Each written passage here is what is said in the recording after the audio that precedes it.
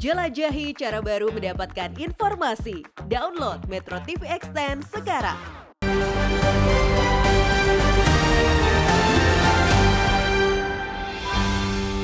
Transformasi radikal Nadiem.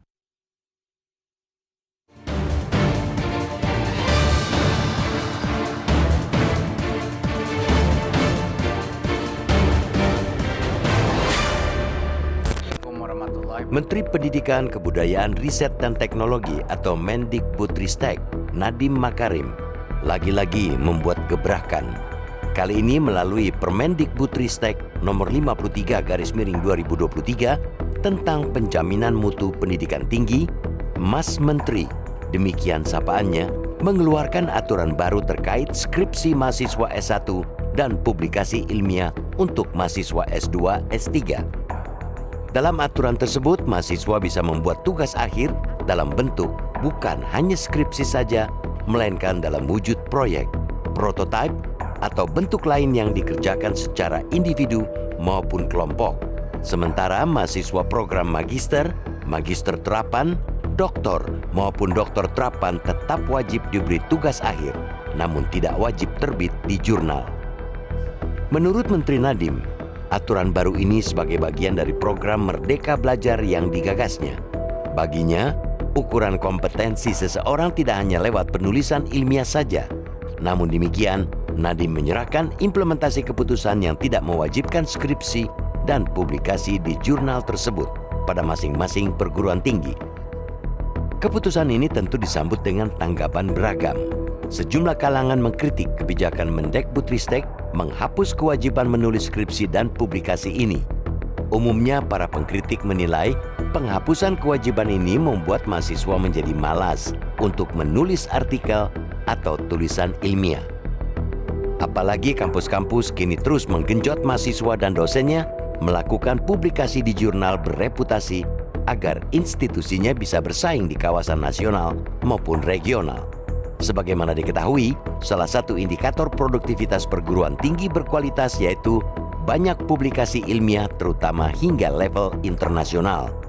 Walaupun kualitasnya perlu ditingkatkan, Direktorat Pendidikan Tinggi, Riset dan Teknologi Kemendikbudristek pada 2021 mencatat jumlah publikasi ilmiah Indonesia mencapai 50.000 publikasi. Angka ini sekaligus mendongkrak peringkat publikasi ilmiah Indonesia dari peringkat ke-56 dunia ke peringkat 21 dunia. Kewajiban dosen-dosen di kampus adalah menggembleng mahasiswa yang ingin menjadi akademisi maupun periset untuk menulis secara sistematis dan menerbitkannya di jurnal. Namun demikian, akibat kewajiban publikasi di jurnal ini, tak jarang anggota Sivitas Akademika terjerat dalam jurnal-jurnal palsu dan predator. Kampus pun perlu terus mengajarkan mahasiswanya untuk tidak melakukan plagiarisme yang bukan saja haram di dunia akademik, namun juga di dunia profesional kerja. Yang jadi soal, dunia pendidikan terutama kampus tidak harus membuat seluruh lulusannya memiliki keahlian menulis ataupun riset yang tinggi. Hak mahasiswa untuk memilih apakah dirinya ingin menjadi akademisi, periset dengan kemampuan menulis yang mumpuni, atau menjadi praktisi yang memiliki skill yang bisa diandalkan di tempat dirinya bekerja kelak. Tugas perguruan tinggi melahirkan lulusan dengan ragam keahlian tersebut. Kita tentu ingin kewajiban menulis skripsi untuk mahasiswa S1 maupun publikasi di jurnal untuk mahasiswa S2 dan S3 justru menghambat studi yang dijalani para mahasiswa. Para akademisi pun juga perlu memahami, selain untuk menambah pengetahuan, seringkali mahasiswa mengikuti pendidikan tinggi justru untuk mendapatkan jaringan kerja.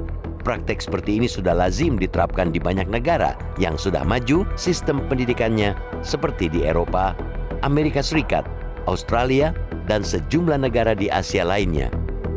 Terlepas dari berbagai kontroversi dan kekurangannya, kita perlu mengapresiasi kebijakan Kemendikbudristek membebaskan kewajiban mahasiswa S1 menulis skripsi atau mahasiswa S2, S3 untuk publikasi jurnal. Selain bebas menentukan pilihannya, kebijakan ini sekaligus bisa mengurangi tekanan mahasiswa dari para dosen yang ingin memanfaatkan kewajiban tersebut untuk kepentingan terselubung mereka.